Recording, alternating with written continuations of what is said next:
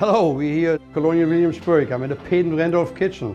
What an honor and what a pleasure and a privilege to be here. We have an exciting menu planned for you. We start off with Cod Fish Fritters, made with a beautiful, beautiful 18th century sauce remoulade. A quail that is stuffed with a cornmeal stuffing with, guess what, Virginia ham. And we serve a pineapple choucroute or pineapple sauerkraut along with it. A meal for festive, for king. 18th century fare and a taste of history.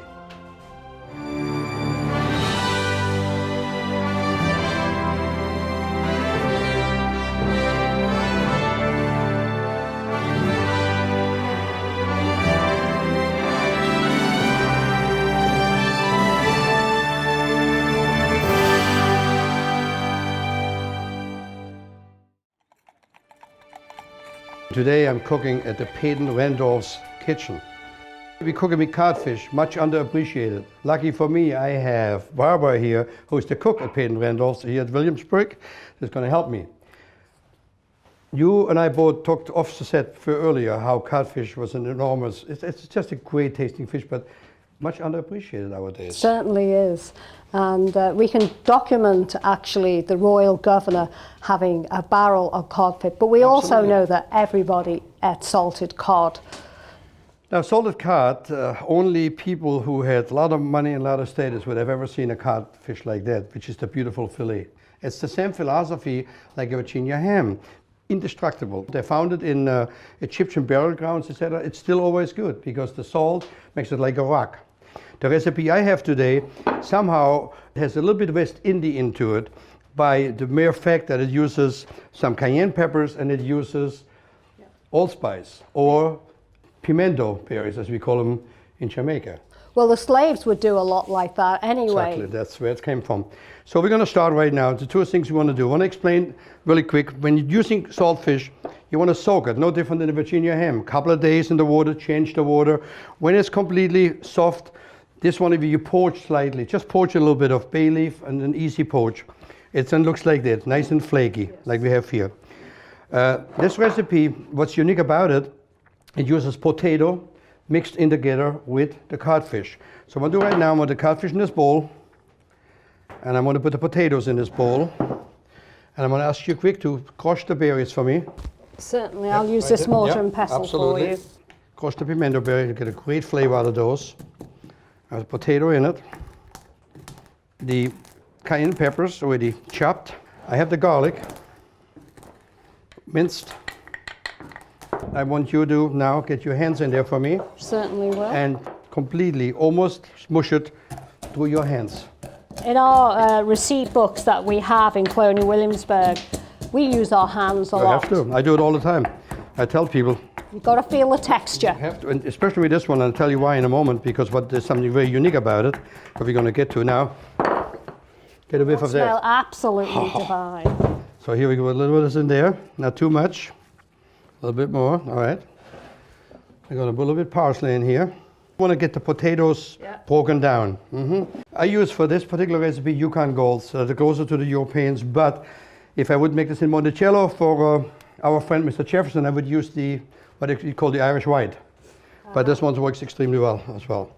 Now, I already made the pâte à choux, and pâte à choux, you know, it's easy. It's like you make an eclair. Anything you want to do is basically flour. Water, you bring to a boil, and you slowly fold the eggs under it. We have several recipes for that in our cookbooks. Absolutely. Now let me give you some of those in there. You want to get like 2 spoons. You want to have the consistency later of that, almost of a mashed potato. And we're going to have to check. What it's going to need is regular pepper. Go and wash my hands. You can only tell in something like that the flavor once it's cooked. It's very difficult because of the saltiness of the cod. We want to make sure. Normally I cook this in oil because I would never have the opportunity to use lard in abundance like they have here in Williamsburg. So this one is going to cook the real way in lard because oil would have been a little too precious for that. So we're cooking this really in lard. Let it get nice and brown. Bring it over here. When we cook this now, we're going to make sure that our lard is properly tempered. Needs a little bit more cooking time, but the flavor is absolutely spectacular. And now I'm going to make the herb remoulade. It's a dipping sauce.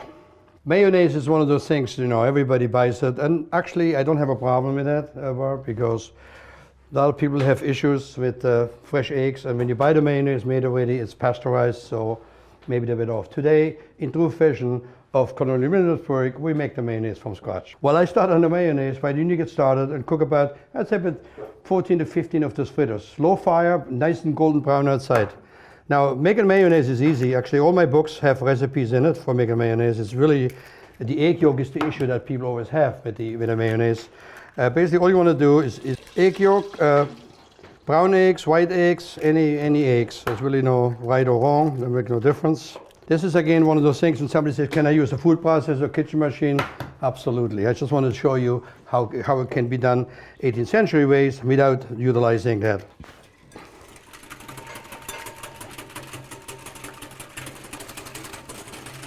All right, to make the mayonnaise, all you want to do is beat the egg yolk really hard, very strong. So I have oil that I slowly now bring under the egg yolk and bring it up. And if you think this is real easy, it looks easy, but it takes a lot of elbow grease, if you want to say. Barbara, how are you doing with my fritters? Looking Great. good? Very nice. Now you see how it mounts up. Now if you should try to do this at home and have trouble with it, if it would break on you, put a little bit of vinegar into it. Just a little tiny touch of vinegar would bring it back together again. I don't need it because it's not, mine is not broken. Here, more oil. And with the oil, you want to take as much oil at a time as the egg can absorb. In other words, you don't want to pour it in. You want to do it like gently, like so. Now any oil would work. If you prefer olive oil, is good. Any kind of salad oil is good. Really, again, no right or wrong. Here we go. Barbara, look at that. Mayonnaise done. Now all I got to do, I have a little Dijon mustard in there that I'm going to whisk under it. I have pickles I already chopped. I have capers, small ones for that. All right. I need you to cut me a little bit of basil when you have a chance with your fritters in between. A little bit of basil, of onion. I have herbs, parsley, and I just need a basil from you. The reason I don't chop the basil before, because the basil is so delicate, as you know. Yep. It doesn't have no life to it, no shelf to it. A little hot sauce in there.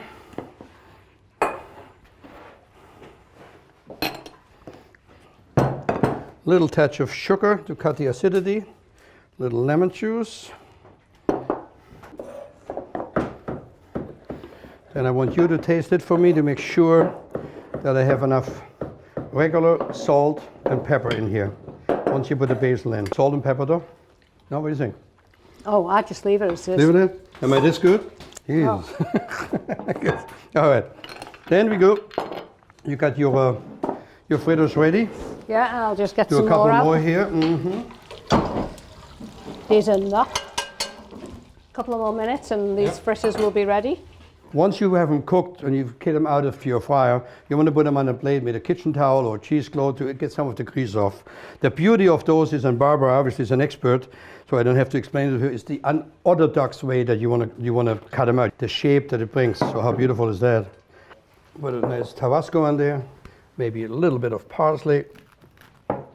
Cover their hot. Hot. A little bit of remoulade. Nice way of eating, huh? Oh, that's beautiful. All right.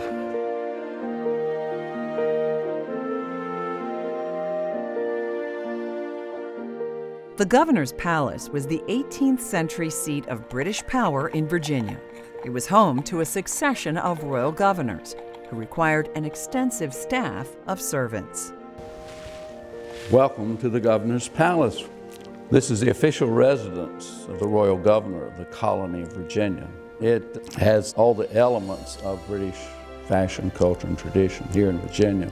But as you look around, you see some of those evidences. Of course, it is British tradition to see weapons on a wall and be quite familiar with the upper classes anyway. But they have a very practical side too. The governor sends his Virginia people out, the average citizen, to go out to fight against the king's enemies, and we know of several times that was done. Walter, this is a table setting for what is really the top of the social ladder here in Virginia. It's the governor's table in the governor's dining room. When they walked into the room, this is what you would see. The table is completely set and it's arranged symmetrically. The whole table is laid out already. Things aren't brought in, gradually. It's all this spectacle that they come in and see. In the 18th century, equally important in the food was the actual vessels to be served on. What we're showing on the table here at the Governor's Palace is a type of English ceramic called creamware or cream-colored earthenware. This is called the Liverpool birds or the fancy birds pattern, and it's a transfer printed pattern. You can see it's all sorts of wonderful images of birds in a landscape scene, and it's, as you can see, all en suite, which is a fairly new thing in the middle of the 18th century, that you have your flat plates matching your serving pieces, and in this case actually matching the candlesticks as well, which is quite unusual. So Walter, what do you think of our attempt at a historic table setting with the food? As you said, it would have been more, but to make the point is very well done. So my compliments to that. Well, thank you.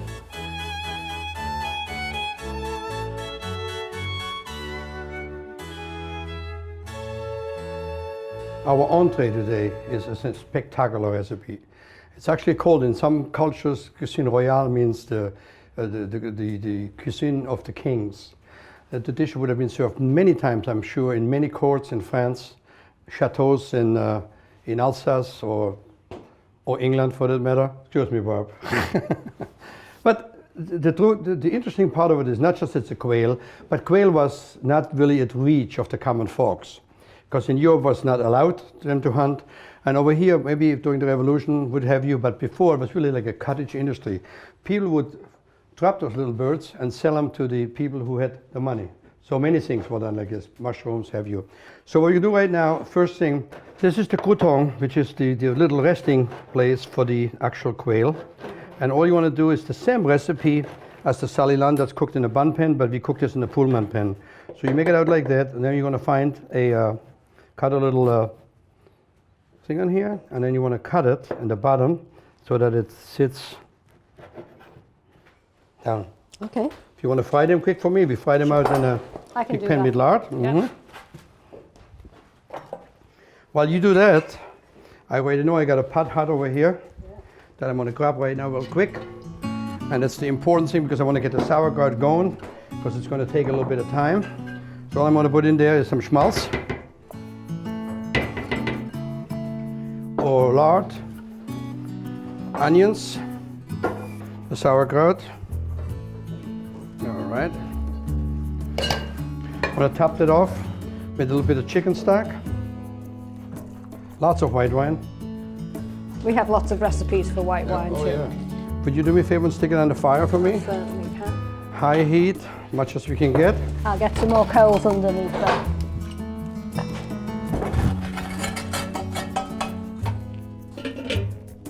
To have this meal come all together, I right now want to do really quick, peel a Granny Smith.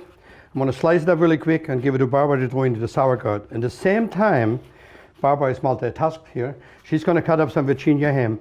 When I got here yesterday and I saw the Virginia ham production here, it was mind-boggling. So I said, wait a second, let me change the recipe. Normally I use smoked bacon for the stuffing of the quail, or even for my sauerkraut. But today, nothing can convince me to use any bacon. It's Virginia ham all the way. Always Virginia ham is always nice and thin, because obviously it's salty. So the apple, all you want to do is, I prefer Granny Smith, but you could use a different apple if you like it. I mean, there's really no right or wrong again. I like the tardiness of the Granny Smith. It complements the sauerkraut, because we're not just making a sauerkraut today, we make a pineapple sauerkraut, or they call ananas choucroute in French, or in Germany for that matter.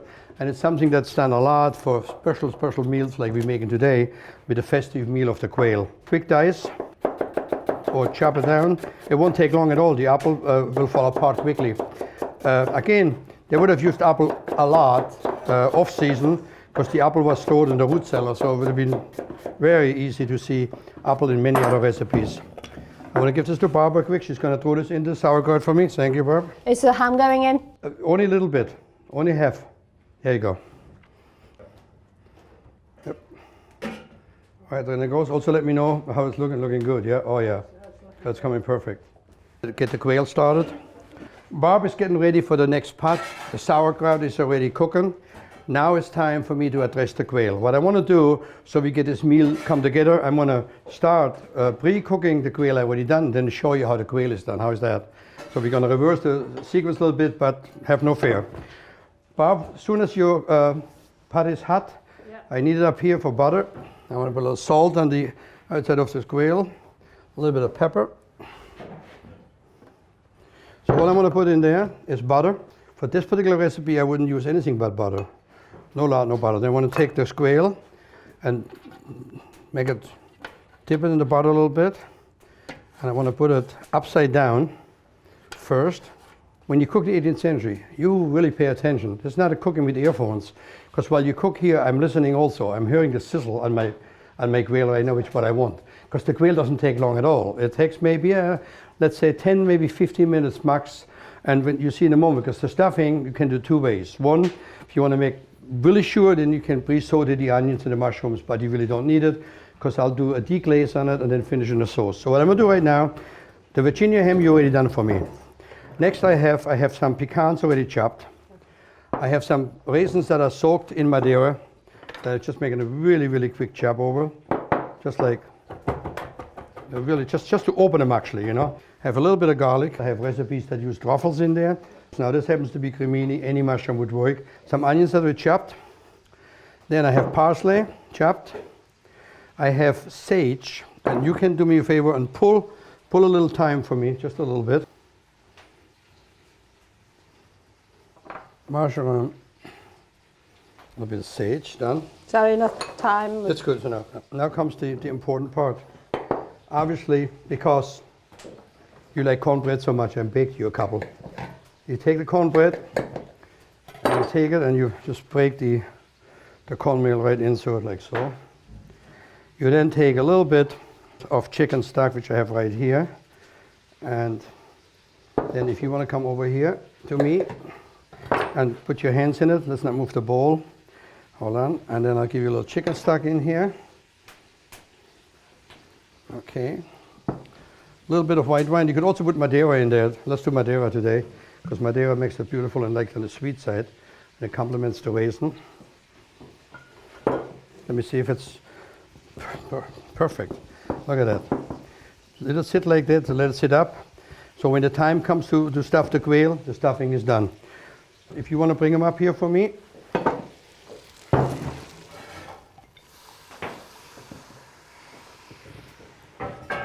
Deglaze with Madeira a little bit. Put it back on the fire for me. High fire, and I'll put a lid on it, please. When you buy the quails, you can buy them to mail order.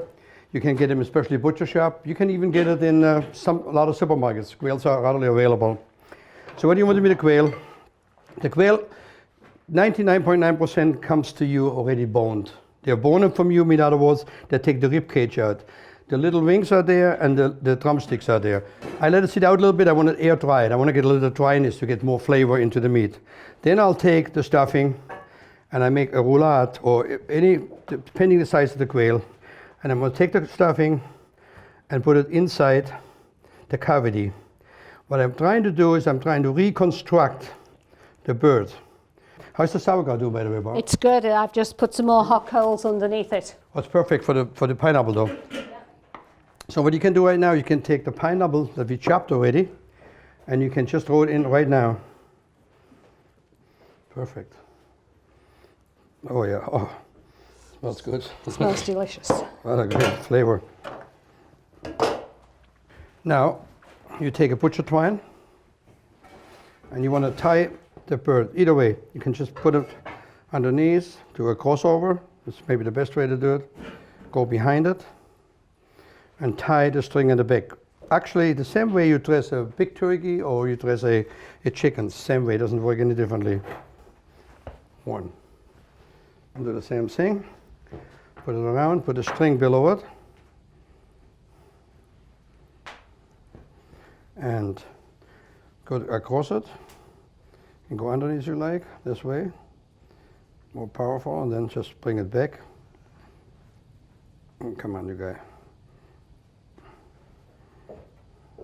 As promised, the quail doesn't take long at all. Let's see what my birdies look like. Okay, oh yeah, look at that, look at them. Oh, Barbara, look how fast those quails cooked on me, huh? Gorgeous. Oh, they're gorgeous. So let me get 4 of them out. Put my little nest in here. Put the bird one. Nest in here. Quail is sitting, resting on the crouton. Barbara's going to give me some demi-glace over here. So now I want to just fold a little bit of demi-glace under the reduction of the, which is really beautiful because you have all the flavors from the quail and the Madeira and the flavors of the stuffing. Now I have a little bit of cream, very little. Just want to change the color slightly. Room temperature butter. And now I'm going to do just very slowly, get the butter under it. You know the stories about a pineapple. 2 kind of stories. Remind me later. Don't let me forget. Let me finish the food, but ask me about the story. I have to tell you that. So I put the pineapple right in the middle. Make sure I have enough right there.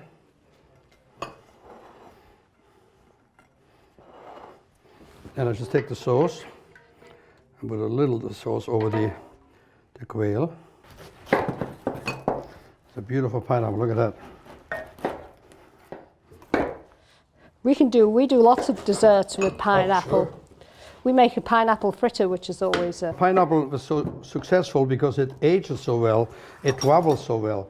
It's like the sauerkraut. Sauerkraut really has nothing to do with European cuisine. It really comes from the Chinese. It's one of the ways they're doing like fermenting, like people use their kimchi, same idea. So the sauerkraut, the reason why sauerkraut became so popular, it lives extremely well on ships in barrels, and it maintains its vitamin C even while it's salt cured. And the sailors in the old days, long on the ship, nothing green, nothing fresh, had scurvies. So sauerkraut was actually saving the sailors, and that's what happened. Story has it that the pineapple was a symbol of hospitality. So when a sea captain would come home from a long journey, he would come home to his house and take a pineapple on a stick and stick it outside on his yard. Beautiful pineapple, big ones like I just cut up here. Which meant to everybody's friends, you're welcome to party. But also meant, if there was some hanky-panky or any suitor around, stay away, I'm home.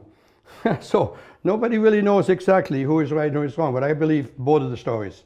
The good news, however, is that pineapple is very versatile. It's a very festive thing, and I'm sure in the 18th century, pineapple would have been reserved for the upper echelon and used in many different recipes. Just not desserts, but also in main courses as that, you know? Hello. Frank, you got perfect timing all the time. How do you figure that out? 6 cents. Barbara and I cooking, get it all ready, and here you show. But I'm so glad you're here because I want you to try. Today what we did, obviously, the cod fish fritter, which is very different from normal fritters. It's cod and potato and patachoux, and then cooked in your spectacular lard, which actually enhances any flavor. I don't care anybody tells you. We've made a really quick homemade remoulade next to it. Quail stuffed with the cornbread stuffing with your Virginia ham. And then we have the world famous pineapple choucroute or pineapple sauerkraut. And together, this is just a meal fit for Peyton Randolph, right? Right, a Speaker of the House of Burgesses. Let's go ahead, you guys. Through to the 18th century.